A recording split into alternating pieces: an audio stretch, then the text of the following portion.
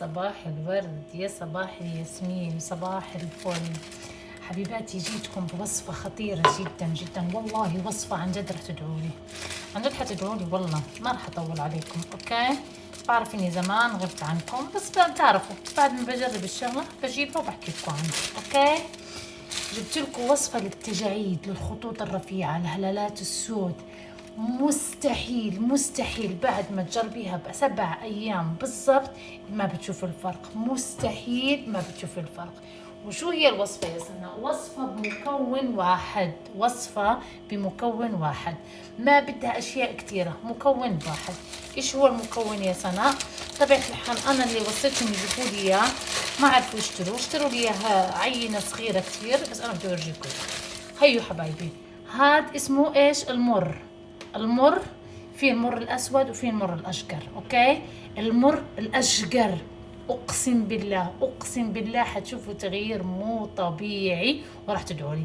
المر الاشقر، بتروح عند العطار بتقول اعطيني المره او المر، بالعربي اسمها المره، بالانجليزي اسمها المره، باش ما سالتي عنها تلقايها عند العطار تقولي له بغيت المره، كيعطيك المره بحال هذه. هي كتجي حبيبات كبار شويه، كاينين واحد الحبيبات كيجيو كبار شويه، وكاين هكا. انا السيد عطانا هكا حيت صفت الدري صغير او الولد الصغير عطاوني هيك.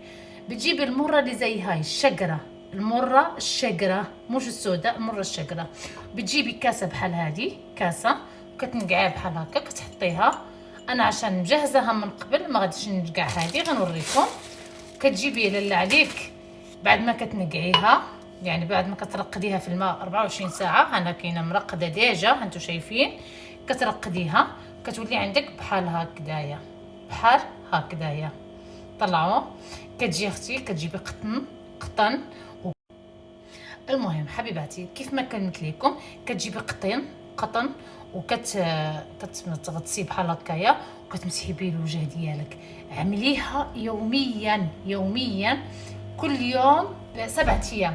بعد 7 ايام عن جد غتشوفوا الفرق كي داير. شي حاجه زوينه وسهله، ما خاصها حتى حاجه. جربوها والله يتغدعوا لي قسما بالله.